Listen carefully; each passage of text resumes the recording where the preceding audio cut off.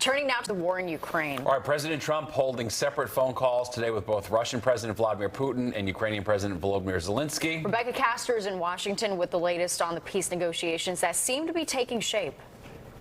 Following a 2-hour phone call with Russia's Vladimir Putin Monday, President Donald Trump says Russia and Ukraine will immediately start ceasefire negotiations. I think some progress has been made. It's a terrible situation going on over there. 5,000 young people every single week are being killed.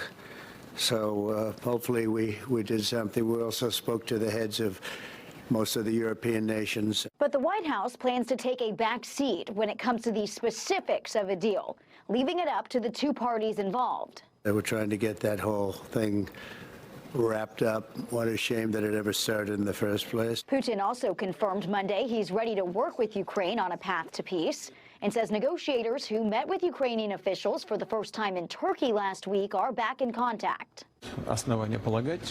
This gives grounds to believe that we are generally on the right track. I would like to emphasize once again that the conversation was very constructive and I rate it highly.